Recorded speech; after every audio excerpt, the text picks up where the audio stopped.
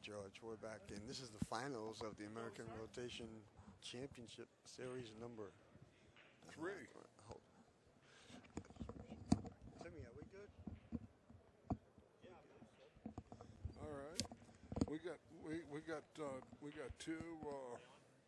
Yeah. We got the defending champion, Mr. Yerry Calderone, who just eked out a tremendous win over Matt Dechaine from Holyoke, Massachusetts, in the semifinals. And we have Mike Dechaine, an up-and-coming young professional player from playing out of Snooker's Pool Room in Providence, Rhode Island. They both had a real good leg, but Mike Dechaine got the better of him. Mike competed in their in the CSI 10-ball invitational, concluded on Sunday night, and had a big win last night in the OB Challenge. Right, he and Corey Dole played the two past masters, Mr. Efren Reyes and Francisco Bustamante, in Scotch double 8-ball, raced to 21, and they beat him on the square. I saw good pieces of that match. They both played very well, and Mike Dechaine has got a stroke to die for. I've seen him play a number of times. It's just going to be a question of whether he can hold on to his temperament. He said he wanted to win this real bad, didn't he? Yeah.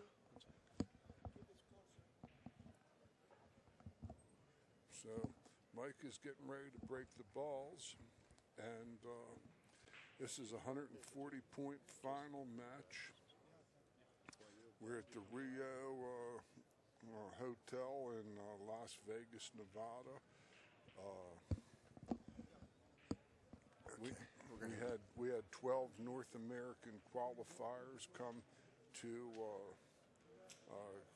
this event, and the good things that this tour's founder, Mr. Joe Tucker, had guaranteed each of these players $1,000 to cover at least their expenses to come out here, and that's a big bugaboo. We were talking to Rolf Souquet, a great German pro, who had to spend $3,000 to $4,000 estimated to come here from Germany, and if he isn't sponsored, he's going to be in tough straits.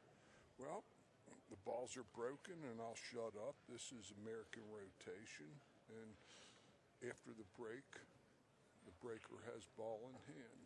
Balls 1 through 10 are worth 1 point each. Balls 11 through 15 are worth 2 points each. Alternating the break, and the breaker always starts off with ball in hand. That solves a lot of racking issues. A lot of luck of the break, creates equal opportunity for both players. Just does a lot of good things. It's a call shot, call safe game. So if your opponent misses and hooks you, you can put them back in and make them shoot again. And this is our third championship finals. That ball scooted over. Mike drew it back right into the side. That was a little surprising that he'd be going to that side of the 5-ball. I might have liked him trying to get a little straighter and drawing clear of the 10 that's up there. The 5 is near the pocket. In that particular case, Yerry Calderone gets credit for that ball that Mike made because Mike scratched. Good call there. And now it's 3-2, and Yerry Calderone has got a good opportunity to step up on Mike's break. And hurt him a little bit, because he's going to need some stuff like this to happen. He ain't going to be the favorite. Yeah, no, Mike's the favorite. He's obviously the better. He's definitely the better shooter. And probably, he's definitely in competitive mode for sure. Yerry has a good feel for American Rotation, as good a feel as any player I've seen yet. So the strategy and the kicking could save him and make this an interesting match. It depends on how the balls break and what kind of racks we see. If we see a lot of brain game racks, Jerry could have a chance. Well, I know Mike is going to have the table racking well. He's not going to slug himself, so sometimes the balls settle in, so the balls might see a lot of open racks. Jerry broke the last rack of the semifinal match. That was the best one we saw. He did a little squat there, a little squat during the stroke. Yes, indeed. Well, you know, I'll just reserve my comments because in that spot it would be at least R-rated, and we have this is a family game. This is going to be an interesting shot right here. I mean, he's going to mess with the point. He caught that much fuller than he intended. Okay, but he's got to be thrilled to get back to the table. It's 4-4 in the very first rack. Mike seemed a little bit piqued about the fact that his cue ball seemed to float over on him a little bit more than he might have liked. But Mike's going to be a little bit more offensive. Caught that a little heavy. Well, see those. That's the first rack we're looking for, huh, George? Well, you know, the thing is that Mike is a kind of guy that's got awesome firepower, and no lead can be safe from him, and he's a guy that can make you dog it.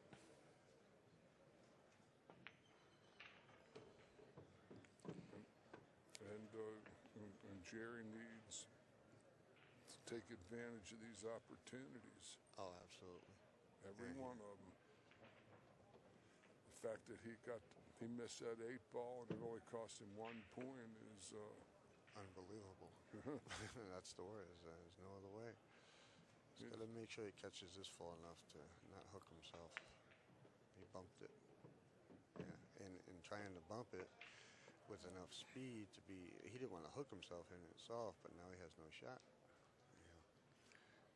His strategy is strong, but Mike's very experienced. Mike messes around with some 3-cushion. He played some 3-cushion tournaments too, so and his kicking skills are coming way up. I haven't got to see him play a lot, but when I do, I notice some nifty little kick shots that he added to his game. That was a tasty little safety that Mr. Calderone placed on It was beautiful. Mike.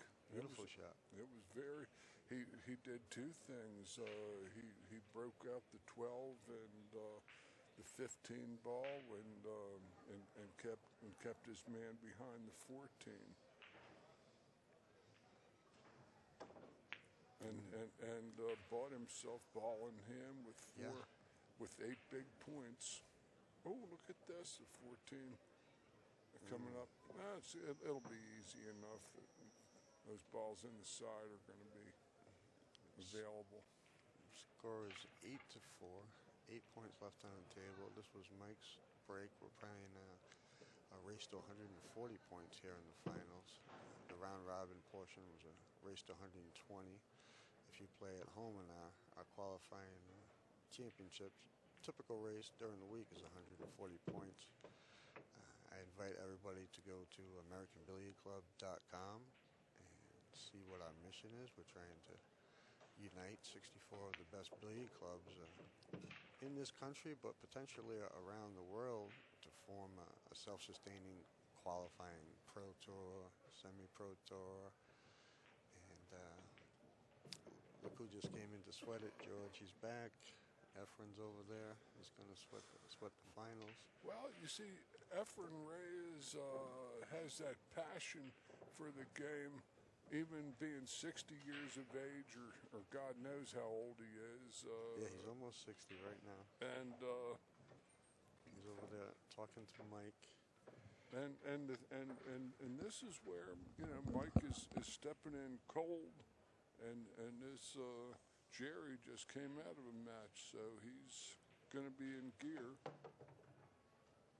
as much so as he'll ever be. And in one match, if you give a guy like Jerry a couple of chances, you might not like it. you're prone to love it. Oh, Jerry lost his toy in the side pocket. And he's pocketed a ball for Mr. Dechaine. And in that situation, Mike Dechaine gets credit for the ball that was scored on the break. Correct. That's the penalty. If you scratch on the break and you pocket any balls, your opponent is awarded those. And if you don't make any, there's no penalty as of right now.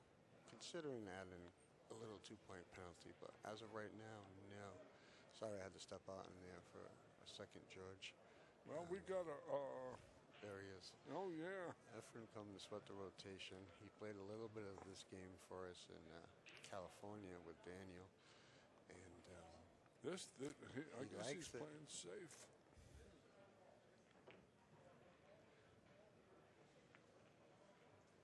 That was a very cerebral shot.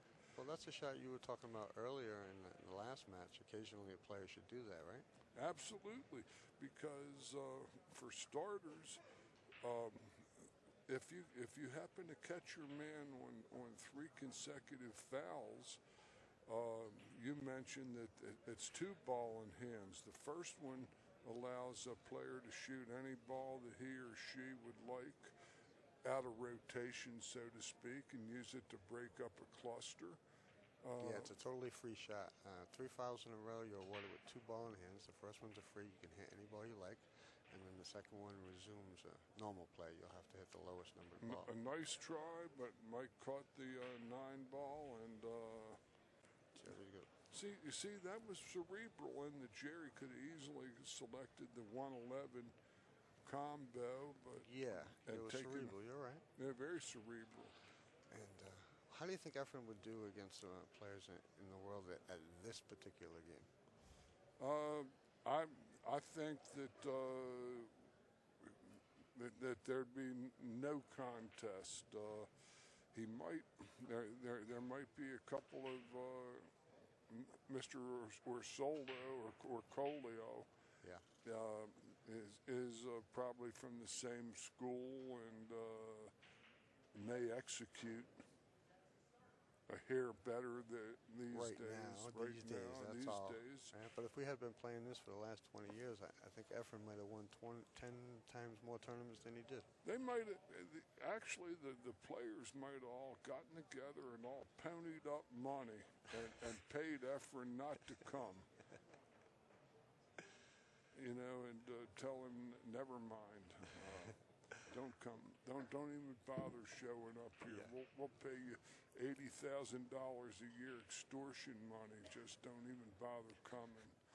And that's because it's a very skill-based game with tight cue ball, good kicking, good safeties, and his skills really would shine through. Skills, but then knowledge. Knowledge, creativity. Knowledge, understanding the percentages of taking. Giving up 1 or 2 points like we saw Jerry do in the previous match in order to bring forth. Now you see the score, 17-5. Right. Jerry's break. A much bigger yield.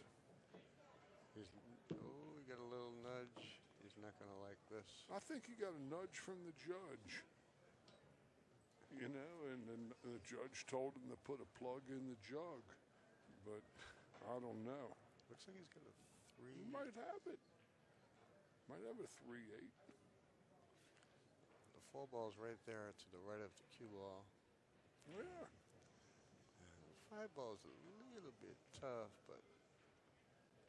And Mike does not want to fall behind. This is not like any other game where you can get up and string some racks and just get back to even. No. When you fall behind here, it's tough to come back. You're going to need a little cooperation. It goes. He's got the 3 in the corner. But he's straight in on the 3, and his play to the 4 ball is impaired because he's going to have to draw it way back to get past the wrath of that 15 ball that's going to be in the happy line for almost him. Back to where he is now, right? I'd say. He's looking at the stop. stop. He's going to have to come back at least a foot to 18 inches, I would think. But I don't see quite what the player sees.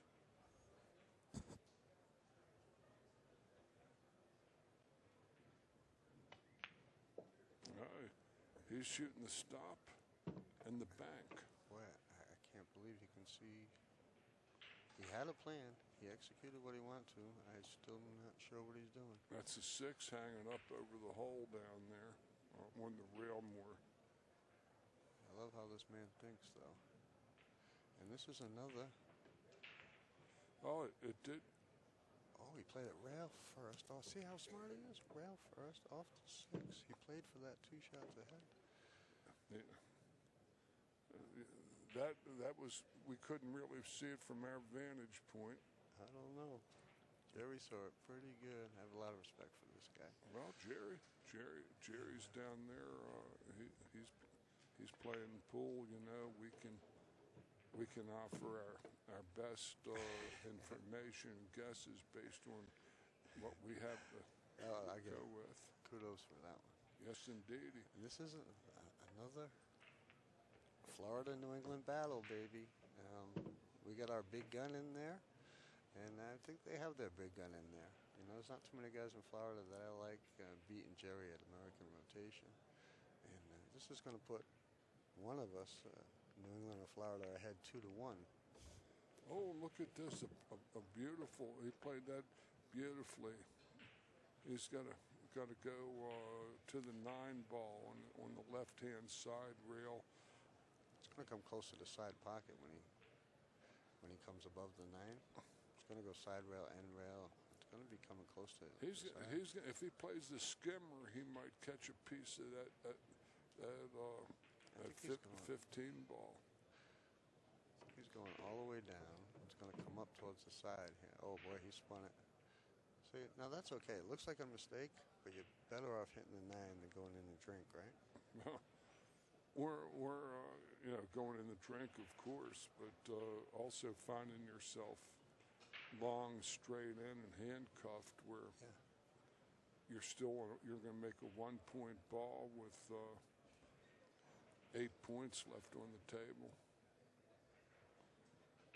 This is nice. You know, it looks very simple, but Yerry is fighting for every inch. Sure, you got to contest every point. We saw what a difference it made in that last match, Joe. Yes.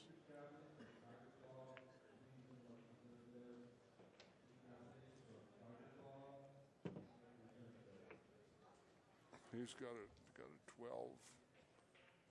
He's gonna be slow spinning this ball bottom left.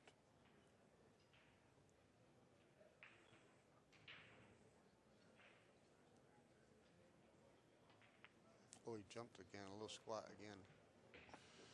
A little squat. I like Yerry's stance, but he squats a little bit. Scares me.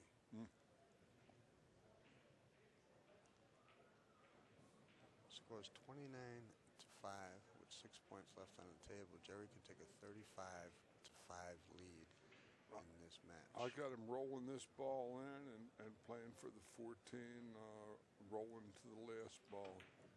Oh, he did something that wasn't what I might have expected from him. It was a mishit, if anything. I thought he was just going to roll it in and try to roll in the next ball. I did too. He put a little extra something and tried to cheat the pocket, but I'm not sure what he was trying to do. These pockets aren't too cheatable. They're 4.5 inches, and they're deep pockets, and they're real honest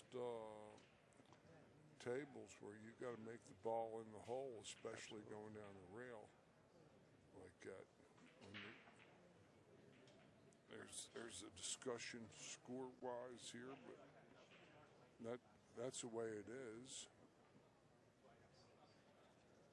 Since in this particular format, the players aren't taking balls out and putting them in the boxes like they were doing. Yeah, we had them taking them out earlier for the fans.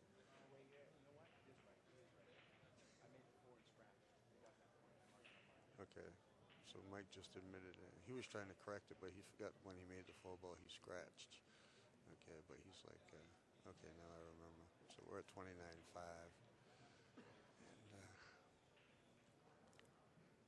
And, it's just 6 points on the table, but it's a 12-point swing. I want everybody to remember that. It's not just 6 points. The score could have been 35-5. Instead, it's going to be 29-11. And Mike's break, provided he cleans up this table.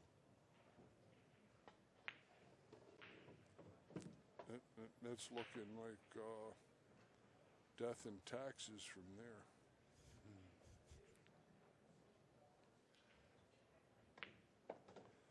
That's 29-11. See your better half there. My beautiful wife over there. She's out in the trenches too. We have some ladies divisions for American rotation starting up in Alabama, Virginia. Alabama ladies started us off, but New England is representing. She's been on the pool for like 10 or 12 years, but rotation got her back in, and now there's like 40 women competing in New England American rotation, and they're all loving it. And she's going to try to beat us by building a women's tour before we can build a men's tour. Well, as the old saying goes, the more the merrier. Yeah, I'm impressed with the action of the women. I'm having a little tough time. Virginia is real hotbed. Yeah. At Northern Virginia and Richmond. In Northern Virginia we had Gwen and Eric Townsend help us out and form some divisions over there. But they have lots of interest in actual play, and we have 2 tour spots in Northern Virginia that always receive an impressive crowd. I think Linda Shea was running the American women over there. Well, Linda's actually got the JP New England Women's Tour, which is not the same as the Action Tour where the Virginia people, but they all play. And the Virginia people usually very much support. But like I was saying, the women are action. The men are tough to corral and structure, but the women, they get together and they start a Facebook conversation and a group, and there's a scratch on the break. 5 ball falls off. The 5 ball was more of an orange blur going in that corner pocket, but so Jerry gets credit for the 5 ball. And the 2-3 are ensconced. Here, the tables are fast and the carpets are slow.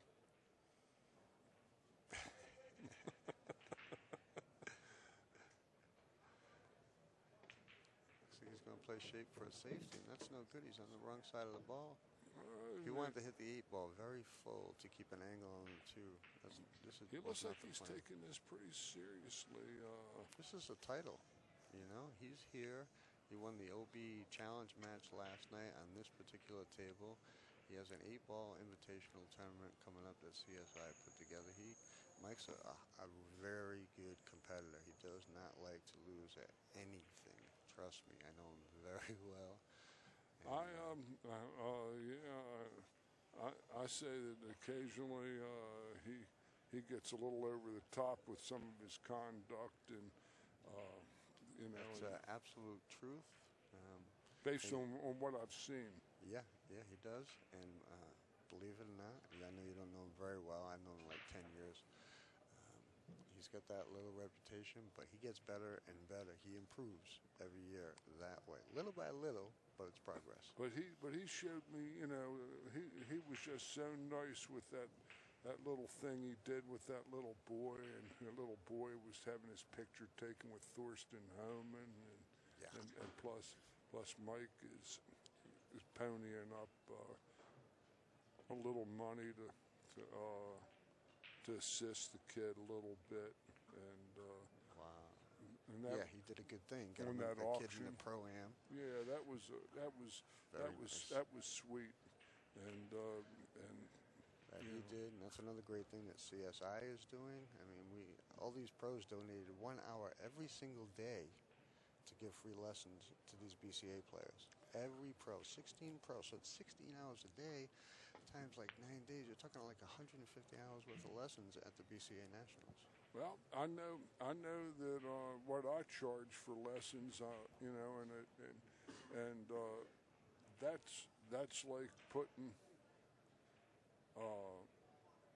well, minimum of $50,000 to $60,000 worth of professionals out there. Yeah, For that amount that of amount, hours. right? So BCA Pool League, I mean, and they had the two invitational players tournament, 16-player fields with players from all around the world. Mm-hmm. You know, they helped all those players cover their expenses and all that stuff, and guarantee them some money. And the players reciprocated with the lessons. And I love to see the promoters working with the players like that. Hopefully that trend continues. We need it in this great sport. And the kids are here, like you said. The kids get to play in the pro-am. They get to pick what pro they were going to play with. And he's getting to play with a great, just ultimate professional, Thorsten Homan, a guy who keeps himself in zenith physical condition. Ultimate. Thurston and Ralph, two of my favorite guys. We just had another pro come over here, sit with Efren, Mr. Corey Duell, come and sweat the finals of the American rotation. I talked to Corey about this game. He's a little upset at his 10-ball break, you know, and he's such a great player, and he feels like the 10-ball break. And I think he could compete also with, for sure, any American player. He might have a little tough time with some Filipinos, but this game, Corey's skills would shine through also. Oh, yeah. Corey plays very, very nice straight pull. And, you know, He's very in creative. one pocket, he Creative. Who's more creative than Corey, right? Other than Mr. Reyes, he's on a fairly short list. You're absolutely correct.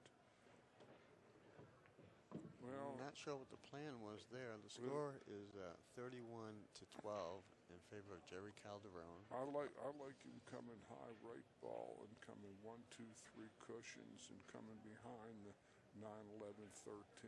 Yeah. If I he think has the only problem is the whole 3 ball. That's a great shot, but that 3 ball won't move very far. Well, it might get past that 15 ball. You called it, George. No jump cues here, folks. Right. That's an ideal shot. It's like a timeout is going to be in what you allow during a match just for it's a 1 5-minute break per player per match. Or is there any format? Unfortunately, I didn't set the guidelines down before this match. I should have said it. You know, it should be a 2-hour match. I could give them 2 5-minute breaks. Because that's like 5 minutes to turn and walk all the way to the bathroom if you have that necessity. Yeah. And we are running a little bit behind too, so I hope it doesn't get lost. We have a challenge match coming up tonight on the stream with Dennis Okolo and Youngling Chang of China. That's going to be a good match. We started a little bit late today because of the player auction for the Pro-Am and some pictures.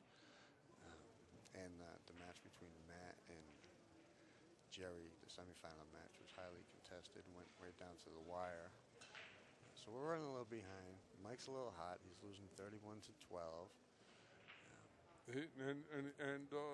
And he's competition tested, and what he's going to do is get his head straight.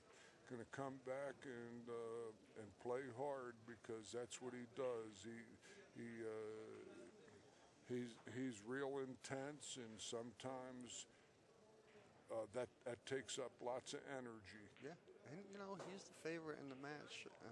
You know he's not by a lot, but he's clearly the favorite. He's got Efren Reyes and Corey Duell sitting right behind him, so he's going to feel a little pressure there. He hates to lose at anything, so he's going to try to gather himself as best he can.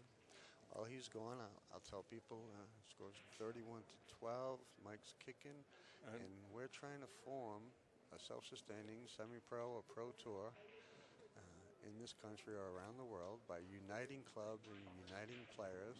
I urge everybody to help just spread the word of the AmericanBilliardClub.com. Go there, see what the mission is.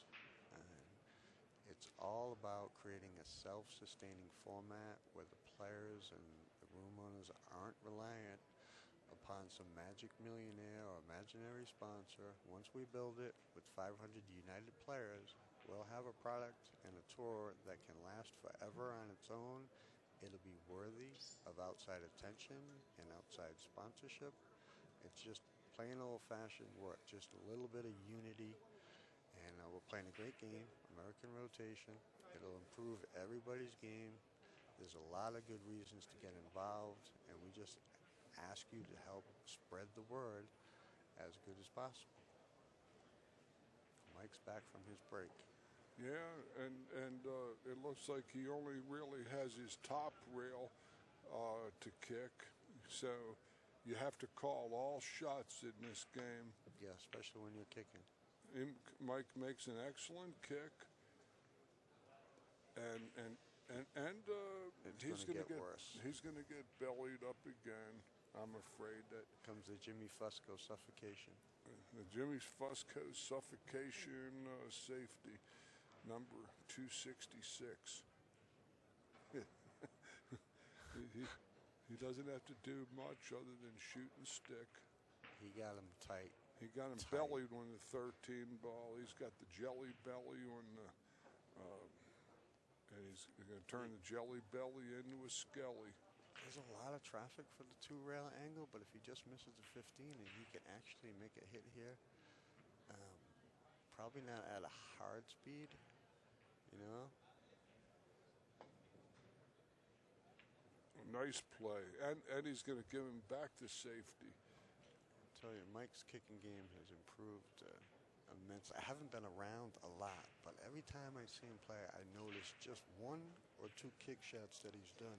He was unfortunate there because this 312 looks like a carom play off the inside of the 6 ball. 312-6 or whatever ball that is. If he can see it.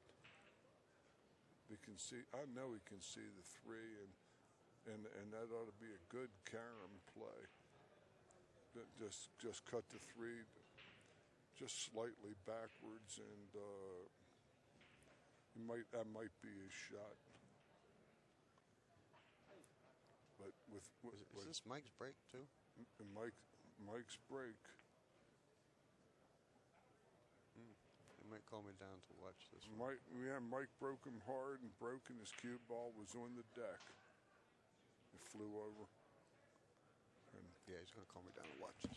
Okay, well, my booth partner is going to put on another hat as the tournament director here, and he's going to make heads or tail. Like I tell any and all players that are listening to this broadcast that if you ever have a doubt, always get either another player or a neutral party to call the hit.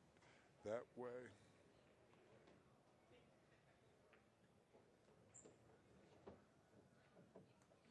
you have no misunderstandings, and all questionable hits go to the shooter if nobody calls a hit. That's on. That's my least favorite part about tournament directing. That's one thing I don't miss. I never liked it either, and you can't win, George. No, you're going to have an enemy no matter which way it goes. Even when the nice billiard, nice position too. 31 to 16. Mike's break. He's actually can close to 31 to 29 at this point in time. Correct. Now that 14 ball is a huge blocking ball. 7 ball would be, if the 14's not there, it's easy, but 14's right in the middle of the position zone for the 7 ball.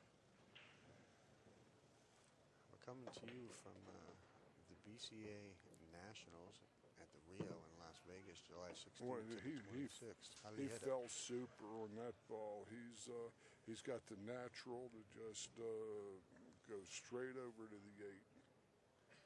It's this screen has a good look at this ball. Treetop? No, he dodged it. Okay. 9 goes in the side if he wants to. Well, but you know, in doing that, he's got to play real fine. And what happens is that you get a little funny here. He's got a dead straight angle. He could stop and shoot the 10. He has enough of the side pocket where he can draw.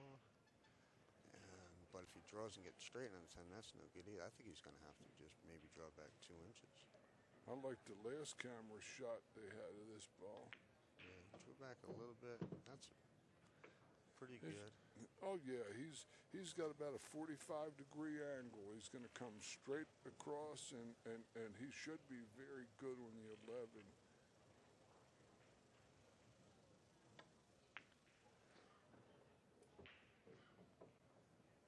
There he's bought about a 22-degree angle shot. 13 ball is next. It's right next to the 11. He's probably going to go in front of. No, he's going to draw back to the same pocket, I'm sure. Little one pocket action. Mike Dechaine doing a fine job gathering himself before this match got out of control. He knows how important it is not to fall far behind in this game. Well, this is a young man that's played about every player there is in the world. Yeah. Who hadn't he played? He's been on the major circuit for about 3 years now, 4 years. And you know, after being a monster in New England, he had to head towards the next level. Let's see if I can grab Mike to announce the score, because we don't have a scoreboard in the stands for the people. We have the laptop 3129, but that's facing the camera. The folks in the audience don't know. I'm going to try to grab the mic for this room.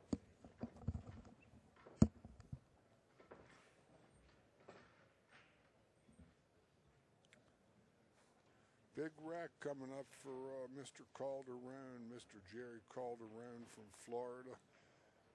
Very intense young man in his own right. I've talked some to Yerry the last several days, and he doesn't ever give up. He's our defending national champion, and he's playing a very, very good pro. 31-29 in favor of Yerry. This is your first time watching balls 1 through 10. I'll let 1 point each. 11 through 15. I'll let 2 points each. And we'll try to update you in between the racks on the score. Okay, well, the boss got on the horn there and gave the audience a what for, and now we're back. And good solid break shot. 2 ball went down. 1 ball's getting tied. Is that the 1 ball or the 6 ball getting tied up? 1 is tied up, but that part's more than okay based on what he's prone to do anyway. I look for a lockdown.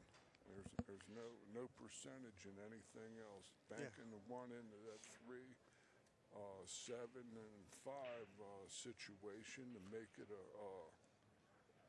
very nice easy out. Normally when you have to do this, you try to do it and also solve a problem, but there's not too many problems out there. It looks like does the 3 ball go? I'm not sure, but I think that he's going to still send it down there near the 3 anyway. Yeah, the 2 ball fell. And notice how tight Yerry tries to get those balls. Well, but the beautiful part about that shot is that remembering what we were just saying about 3 fouls, He's got that one ball in another area occupied by balls that he can play that same shot yet again and lock down Mr. Dechaine. Yeah, 3 fouls. I like him your going. award. I like him going 2 rails with a lot of left. That's what he's doing, Judge. It's going to come a little long there. Didn't quite get after it like he had to. He had to really. 3 fouls is not loss of rack. It's you get awarded 2 ball in hands. The first one being absolutely free, meaning you can hit any ball on the table, break up any clusters you want, pocket balls, and then you have a second ball in hand immediately after that shot. That's what we're going to see right now. I would be. He has them on 2 now. No, just one. Just one. But he's if he's playing for the 3 ball, that would surprise me because there isn't that much to be had. Because the 5 is tough, you know. He might make the 1, 3, 4. So what?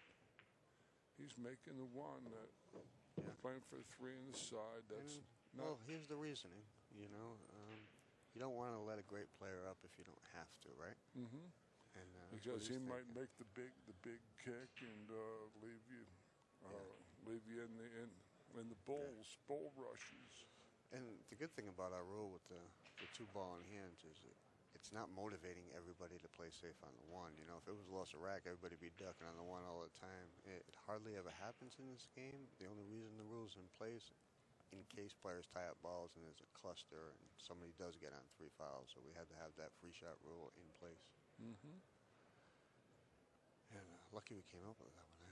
I remember some kind of free shot from snooker or something. I can't remember where I kind of stole that shot.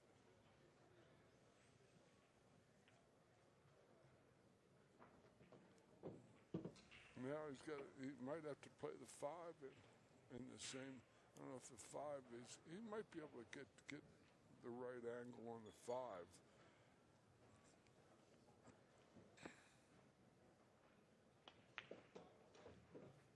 He did. That's a good shot.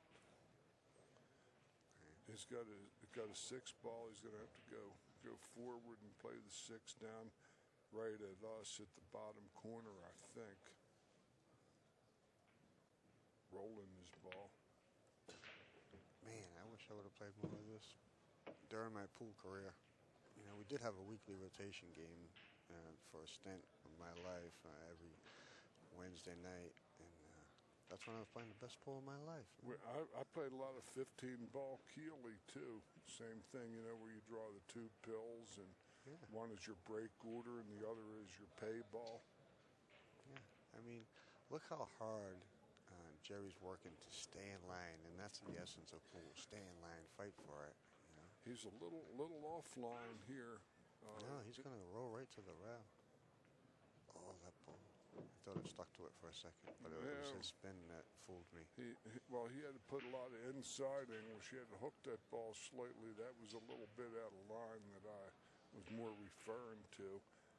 And additionally, he's going to have to reach and come across himself based on this angle. Or play left hand. Yeah, you see, he's in an awkward spot.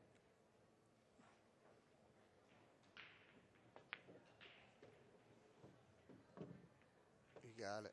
Got lucky. Well, I think he played it, no? He played to come around, but it didn't have to go down that way. Yeah.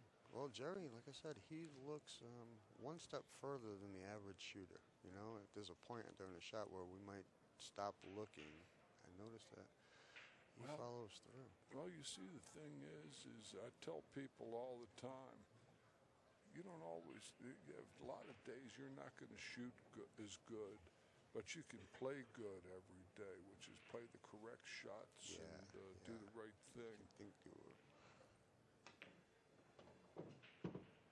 That was a little less than. These are 6. Yeah, he wanted to be straight. Now he's got to do something here. He might not like this. You know, and he's done a lot of work. And he's earned 9 points, but he stands to give up more points if he misses. Yeah, and that's the reason for the last 5 balls being worth 2 points. You know, beautiful shot there. That was a beautiful shot. But he was also playing a two-way shot, keeping the 11 ball between him and the 10. If the 10 didn't go down, he was prepared to kick. This is going to be a nice breaking run out for Jerry. Oh, no, it's not breaking run out. He had to play safe on that one ball, but it is a total run out from the one ball. Yes, it is. He's going to have a. He's working on having a nice 71 or 61, 51 to 29. Come on down, baby. Come on down. I'm getting all excited here. Gotta finish it. Gotta finish every ball. What a great run out. Yerry Calderone. I love how he bobbed and weaved his way through that rack. And this is American Rotation Championship Series number 3. Yerry won the championship, our second championship. Of course, Joe Dupree of New England won the first American championship. Yerry the second. This is our third. We're looking forward to the fourth. We're going to try to have the fourth national championship the weekend before the U.S. Open in October, right in Virginia, your neck of the woods. So we'll probably be sitting here again. You know, I hope to pull that one off. We're going to get qualified. This tournament, we qualified 12 players everywhere from New England to Florida, California, Virginia, Alabama, Dallas, Texas, Oklahoma, New Mexico. 12 players we qualified. You also had Roger from Canada as well. Oh, thanks for reminding me, because that's one of my favorite groups with Jerry Williams and Roger came from Ottawa. We're hoping to add to Toronto soon as Jimmy Wedge opens his room up there. And I'm just so happy to pull 12 guys here for a 2-day tournament, and they're all guaranteed $1,000. You know, just for showing up. As soon as they get off the plane, here's money. So you know, just for the viewers, it costs $20 a week to play, and you get to play a round robin of 7, 8, 9, 10 different guys, and you can schedule flexibly. In other words, you can Exactly. You're not, if you have to go on vacation or something, you could play 2-3 matches when you come back. We had one guy played 7 matches in one weekend. And it was all done for the whole 2-month period. Well, that, you know, the main thing is that you have a choice. You see, when you have a Tuesday 7:30 league, and then other people are going to be dependent on your appearance. Correct. And it's a 3 to 6 month commitment. Yeah. Here we're very flexible. You know, most of our series last 2 months, and we're going to try to have as many national events, 4 or 5, 6 a year, as soon as the players get used to the format. Meanwhile, Mike has got a chance to strike back with 20 points of his own. Oh, from the break here. Yeah, I like his chances. The 6 ball doesn't look like it has much of a pocket other than the side, which he did quite well. It just seems like he's just going to roll. Stay in line. Stay in line. That's usually the thing that distinguishes the top professionals from the good regional players, is their ability to maintain the speed control.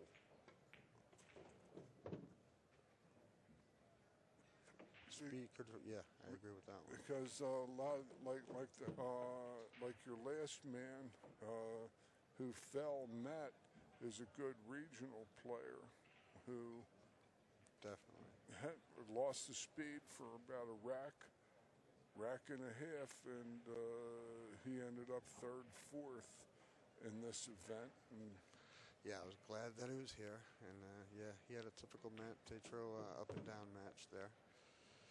And well, but he didn't make any bones about it. He's not a full-time pool player like. Right, and that's another reason we developed this format, you know, Matt's a great player, plays at pro level, but he has to lead a responsible life. And there's a lot of people with family, good jobs, and businesses, and that has to come first. But I want to keep those people involved in the sport. I don't want to lose them. Those are the people, you've seen the sportsmanship that they display, right? Oh, their conduct and deportment and everything was just second to none. And I've seen, unfortunately, more times there are people that even take these weekly leagues just all too seriously, and they have psychotic episodes. Yeah. Over something that's essentially has no real importance in life, and they act completely juvenile. Yeah, so we want to keep as many good people involved in the sport as possible, and it makes it easier to be good when you're not worried about your expenses being paid. It's tough having these guys fight over crumbs all the time. Well, there's something to be said about your public relations policy, and you could do all the promote. The 5 rack scores 51-49 in favor of Yerry Calderone over Dechaine. 51-49. I've always learned myself in life that the best way to sell a product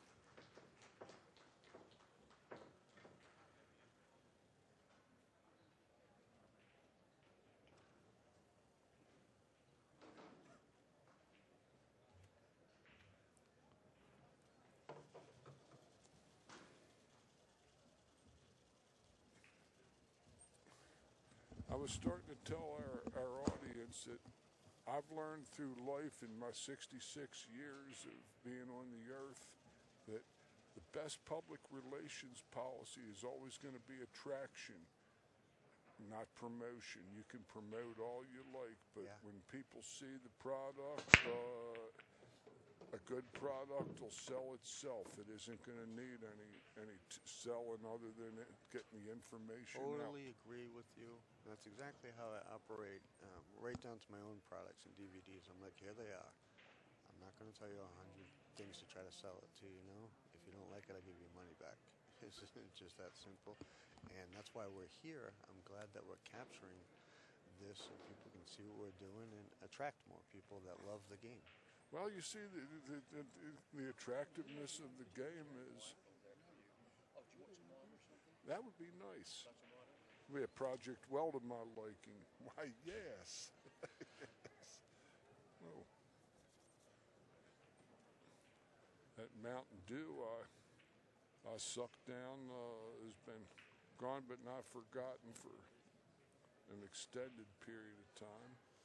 But okay, looks like Yerry made 3 points on the break. Yeah, I see looks like another runnable table too. 3 balls gone. 2 balls tough here.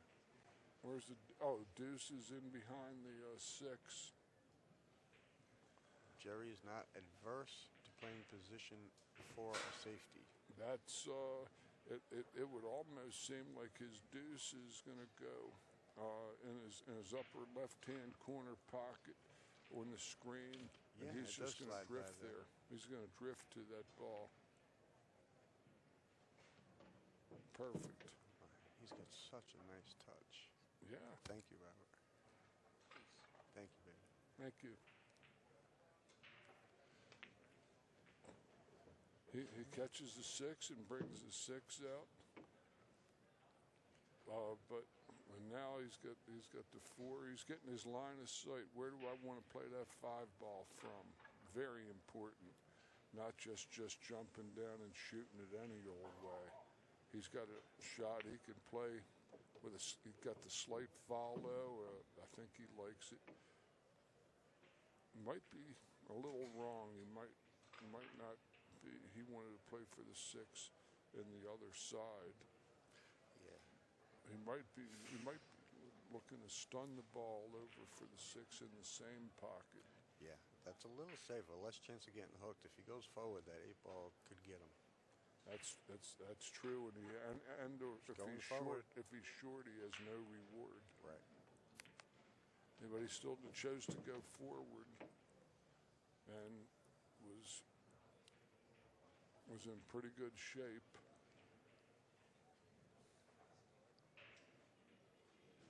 He's starting to see the value of his turn after Mike just ran through that last rack like a hot knife through butter. Absolutely.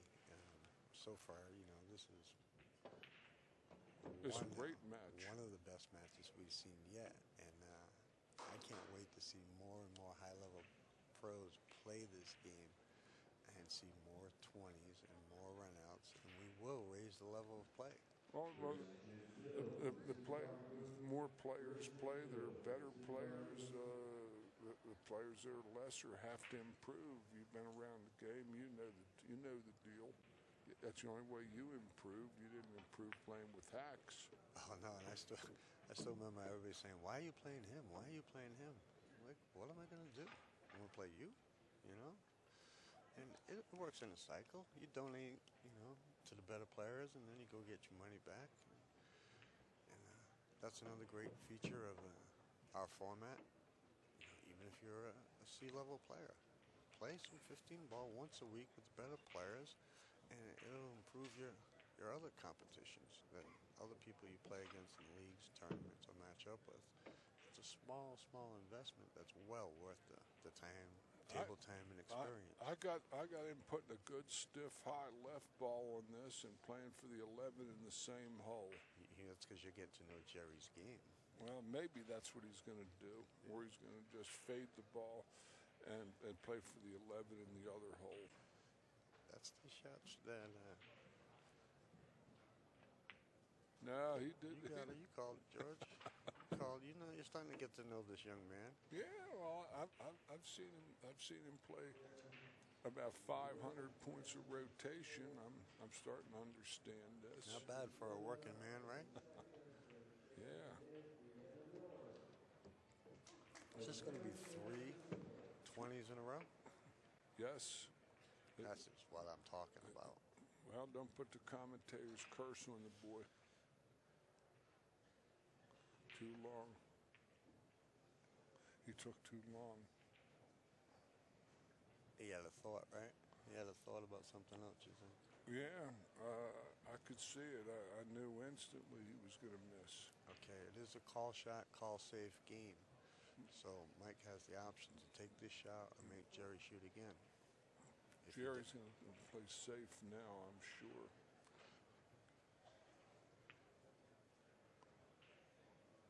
Very good play. That's good play. He took too long on that 12 ball. You called it right. Jerry's got a little conversation. The score is 65-49 with 6 points. I mean, it could go 65-55 or it could go 71-49.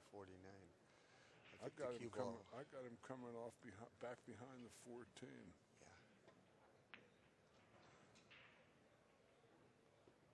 Called safe, so Jerry has the option to take this shot or pass it back. He can see the 14, so there's no way that he's going to pass it back. At least he's guaranteed 2 points, no matter whether this shot blows up or not. At least he's got the 2 for sure. These are all part of the percentage plays that these gentlemen are encountering in this. Yeah, I didn't feel too good about that. Look at me.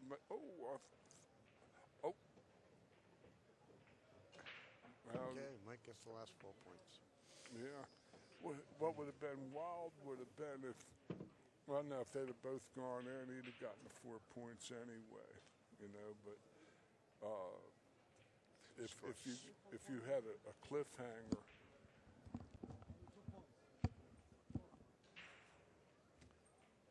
see your way. I'll tell you when you come back. My man is going to announce the score here to the sweaters. Score is 53 for Mike Dechaine and 67 for Calderone.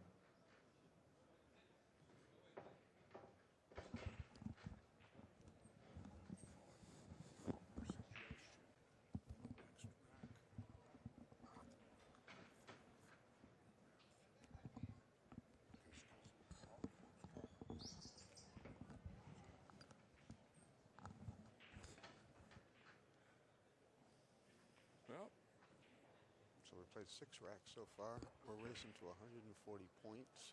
This is the finals of the American Rotation Championship Series 3. And we're about halfway home. Yeah, and I think, that was big. How many did Yerry lose? Oh, he only lost 4. He didn't lose 6 after that miss on the 12 that you called. Broke my heart because it would have been 3 20s in a row. It would have been 3 perfect 20s.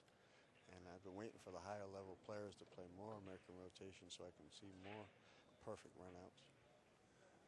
I'm gonna go back, to my basement, and I'm gonna start putting in some time doing this. And I know that the other games that I play might also get revitalized. I haven't been playing that much.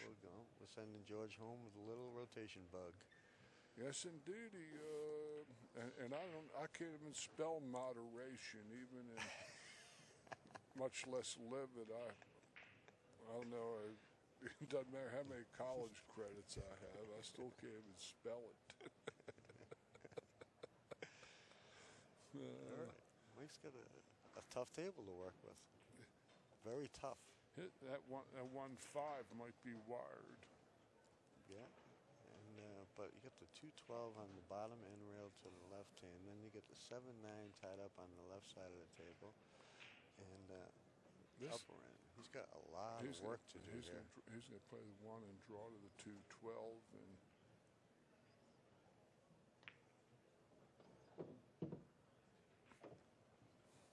this is one where he's got his cue ball heading slightly. Looks like he might be the 2 might be coming out a little bit after he makes this 12. See? Good call, Judge. And people don't play straight pool. Yeah, I mean, Mike don't should know that. Mike he should know because he was competing playing straight pool with Maryland 14-1. But he took the safety option. Didn't suffocate his man though. Yeah. I think he's still got a little blue hanging out. Absolutely. I like that camera angle. Okay, so you can see a sliver. He had a lot of ball to see, and he was.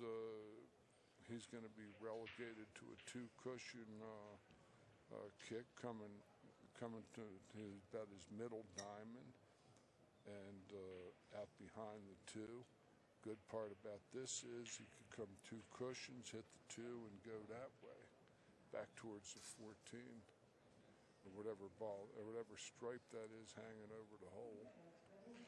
He make a 1 rail, and if he hits the top side of the 2. Cue ball is going to go between the 13-7 and hit up towards the 11. Okay. Well, he's going to kick 1 reel and end up putting his cue ball back on the bottom. See that? Yeah. Hit the top side and sends it up there. He got a bad roll. Yeah, he got a bad roll. It was a great shot, but bad roll. I kind of like the 2-reeler myself because he could come into that ball fuller and control the cue ball better, but that was a more exotic shot. He took a simpler route, and either way, that's the beauty of this game. All the options you have.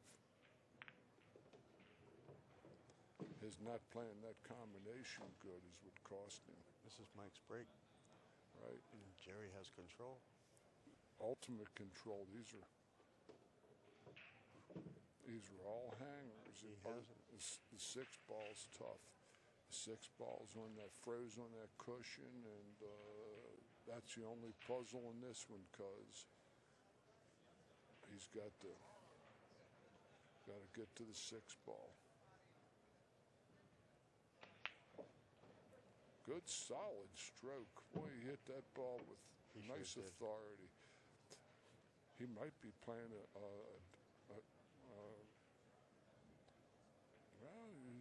he's going to just draw back and don't know. I would like the more angle on this. He's going to be able to come off the rail. He's going to shoot the 6 into the 10, play the 10 ball off the 15. If he's got room, it's hard. I guess he's got room. The 10 and it can go past the 15 Or off the 15. off the 15. If it's froze, a lot of times they double kiss and stick their tongue out at you. Absolutely. Let's see what he does. It's fun playing the ball from the bleachers. This game is even fun playing it from the bleachers. I'm having a great time. I'm so happy that you're joining me here. You really helped make our event that much better. Too much thinking? Too much? Maybe. He never switched. Big swing. He could have took a huge lead here. Could have been 84 to 56. Yeah, well, the thing is that people start to reach their limits in being able to focus. Yeah, I was a little worried for Yerry because that last match was very draining between him and Matt. But he did. He regrouped. I like him playing the safety and just heading up table and trying to belly in behind the 7. Thin ball. Yeah. Right hand English. He's going to try to get him behind the 9 and fail miserably other than Jackie. Pre-tapped. He's going to watch a hit. Yeah. Peaked. Mr. Dechaine didn't charge his man like he thought he should have for that little hiccup on the 5 ball. Efren Reyes is just ensconced watching this match. He's right behind where Dechaine is sitting, watching every move here. He loves this game. Greatest player of arguably of any time.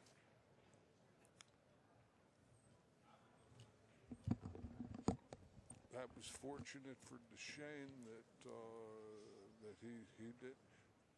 he left him jacked up over the 9. Yeah. Otherwise, he could have been in. And that's why Mike asked me to watch the hit. If you touch a ball during the course of a stroke, it's a ball in hand foul. Great shot. That's a belly. That's a belly laugher. Yeah, it's a yacker. I want to give a little shout out to the boys back home at Snookers in Providence, Rhode Island. That was always one of my sponsors and one of my favorite places. They sponsor Mike Dechaine. I got a little text. Those guys are sweating it. Also give a shout out to Jerry's Homeroom and Raymond Linares down there at Sharpshooters with Marsha in Miami. They're also watching. Thanks to all the American billiard clubs around North America here, and maybe Mr. Souquet will bring. Oh, he tried to. Oh, look at this! He made that ball a little uglier at 7, but yeah, like you're saying, thanks to all the American billiard clubs and the people that are helping us build it. Definitely indebted to you and very grateful for all the players that are playing in it. You've got like 150 players, and I know that 120 of them are getting in the box, not expecting to be able to qualify for nationals. They're just playing to support it, build it, and hopefully improve their game. But I'll tell you something else, though. I'll bet you a lot of them got to be quite surprised that they weren't really as far off of some of the better players than they thought, because these guys could run lots of racks playing 9-ball. In this game, they might get a second shot. Well, that's the thing. They get to shoot much more. They're not turning into just rack people. They like that. They know they're going to get their opportunities and make the best of it. And ball in hand. And hopefully improve every week. And they get an even chance, they create their own destiny. That's a good shot That there. was right. It was pretty. It looked simple, but it was very pretty the way he hit that and the way the balls reacted. This kid has a stroke to kill for. I told him that at the Maryland Straight Pool. It's like trying to tell somebody that can hit 400-foot homers into a 20-mile-an-hour wind. You don't see those kind of people come often that have that sort of stroke. And he's proven it. Mike's originally from Maine. There was a few, and his dad's a good player.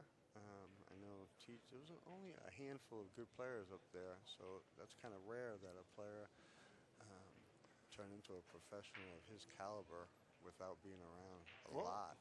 Well, they had that at that skill vending. Grady had that straight pool going. Grady was up there for a couple of years. That's true too. And there was a young lady that was a young phenom that Tiffany Nelson, a good friend of ours and a good person and a great player. Yeah, I remember seeing her as a real young child around '91, coming down to Baltimore when the Ladies Classic Tour was real new, and before Allison Fisher and the Europeans came to the scene. Gerda Hofstetter was there. Yeah, but Tiffany, monster break and a great stroke, and like I said, good person, good player. Well, Maine. Ooh, looks like it's going to go 68 to 72. For all you sweaters.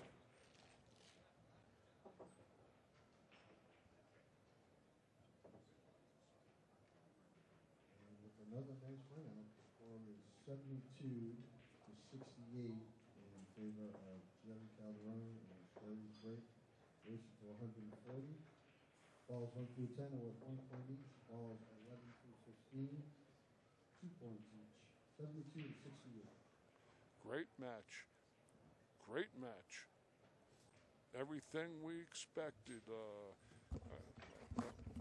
A more cerebral player versus a guy, not to say Dechaine isn't cerebral, but this boy has he's got the licks to play this game. Mike's getting more and more cerebral, but he's definitely the shooter here. He's learning this game as he goes. Yeah, and I'm sure Yerry has got his attention and his respect, and Mike's not going to take too much for granted from here on out down to the second half of this game. It's gonna come down to who makes fewer mistakes out in the open.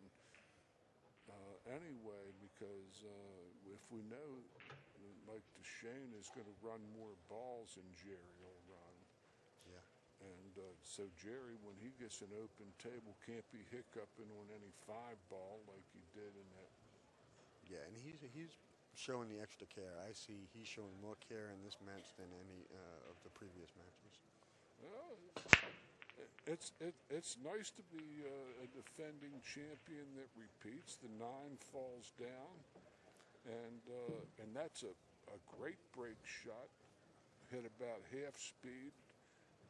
The cue ball's still twisting in the middle of the table.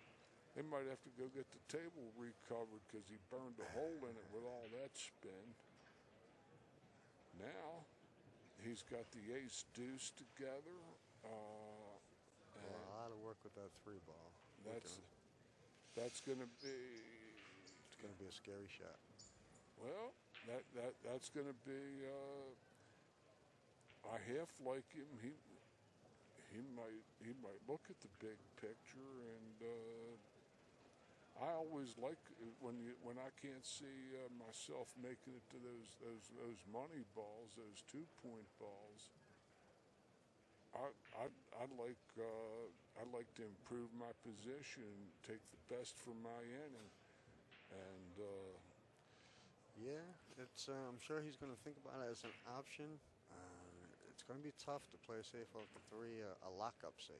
We got the 14 hanging down here. I'm talking about playing it right now. Play the safe right now. I'm sorry. Play the safe right now and lock him on the two and forget it.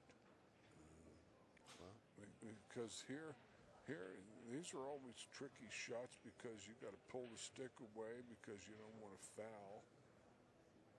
And get the cue ball trapped between the tip and the object ball. What's he doing? he's going to shoot the 2 into the 13. Yeah. Well, you see in this game, for any of you just tuning in, all shots that aren't obvious have to be called, be it safeties, banks, or things that aren't readily apparent to the minimum of your opponent. Yes, in the middle of your opponent. And Look what he's doing, George. he's gonna play. Is he gonna play the lockdown? He's gonna lock him on the deuce and send the 1 up in front of the 13. No, he's playing the 13. Oh, what a good shot. He's just got enough to get it up over the point. It looks like I can just see a little space. I might be old, but I still have good vision. I have trouble with the colors sometimes, but Well, you've been doing a great job with the colors. You corrected me. You helped me a few times. I know after a while, I think of that 7 ball as being more teal, and the green ball is more like pea soup or something. He's going to fall down on the 3 combination on the big stripe, I think. That would be my guess. He's going to play for the 3-14. I like that. It's gonna be. It might be a little tough. Might not. He's gonna catch to play position off it. I'm saying. I think it's good angle. Now, this 14 is in behind this point. He doesn't have any market to drift the 3 in the side because his angle's funny. He's got to go down table and I might be shooting on the side. no, I don't like his shot in the side. My. He took a big risk with that. And he had to play it real fat and trust the roll of the table was going to be good, which is always dangerous. That's all I'll say about that. You got me, George. I got you. You got me. You got me. Oh boy. I'm having a blast here. Score 79 to 68 in favor of Yerry, and there's a lot of points out on the table. This was Yerry's break, so it's very important to hold serve. Now this is, you see what he did? I don't agree with what he just did. I don't like what he just did. And the reason. Look at you, George. And the reason I say this is when I tell people that if they change your mind on a shot, to get up, walk around, and chalk up and approach it like you shot another ball and came to it. Good advice. George, you've called that 3 times before the guy made the mistake. And, so we all need to learn from what George is telling us. And that could actually cost the whole match because that was Yerry's break. The way everything's been going, everybody's been holding serve. This is going to be a break of serve and Mike's break. 7-14, and then he might make both balls here. Easy. And now he's going to need help from Mike. Well, the 10-12 he's going to have to play some pocket billiards to get 10, 11, and 12. That's going to be a little tight. He might get a little cigar residue back, but some leftovers. If Mike gets out from here, he's going to take the lead for the first time. And be on the snap. Yeah. Which is, and I know with your love of this game, you're going to be just dutifully aware of what the value or the impact of the snap is. Jacked up. He's got the right side of the cue ball. He has his right edge. He has his right edge exposed.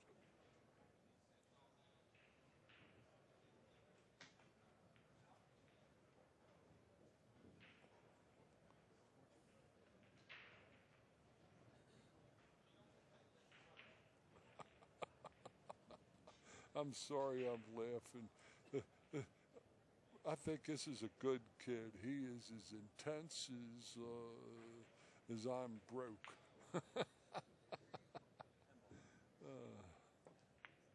Nah, Skittles and bits.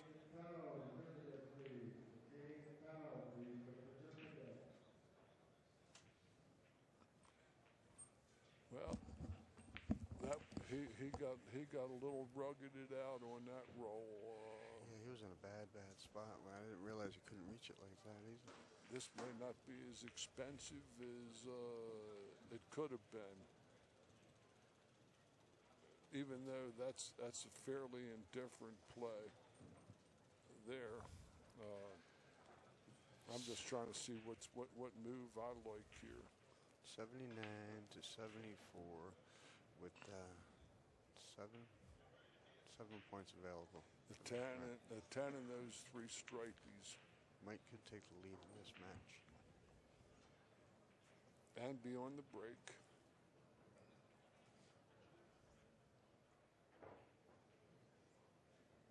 He knows the deep importance of these last 7 points.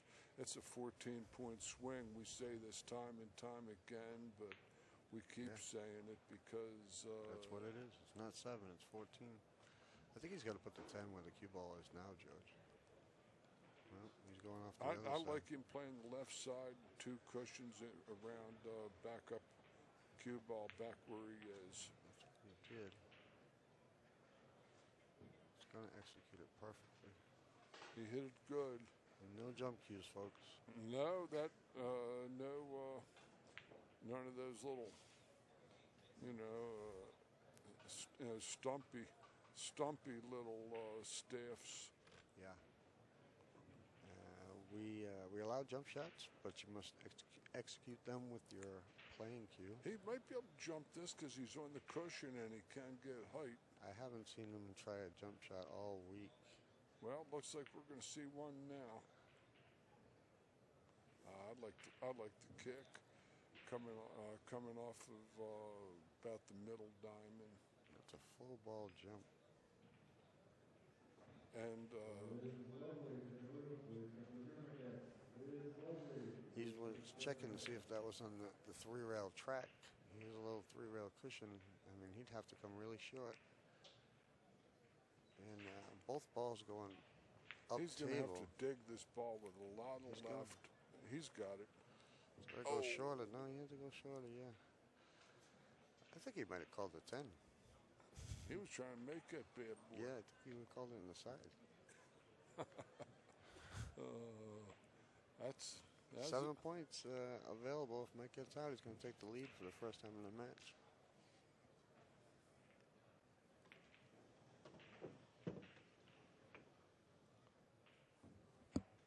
He's about 30 or more to 1 favorite. 30 to 50 to 1 with 4 balls and ball in hand.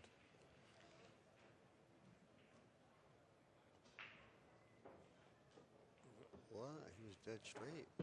Well, but he's got the 12 froze, and that's a hanger if it's froze for him. A hanger? I can't believe he was that straight on the ball.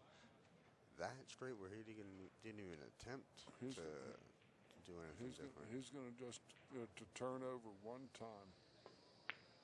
Look at this kid. Look at that good shot. Oh. That was a great shot. You can't teach talent, folks. Talent has to be nurtured. He has a new leader. Mike just lead there, 81 to 79. There's 20 points available, every single rack. They're racing to 140, and I believe it's Mike's break. 81 to 79.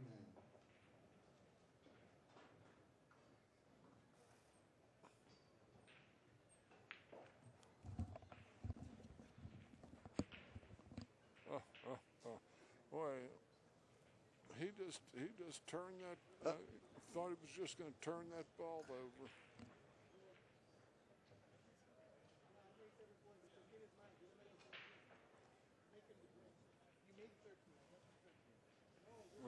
We have a photo inquiry. The stewards are being checked to look at the stretch run of that race in question.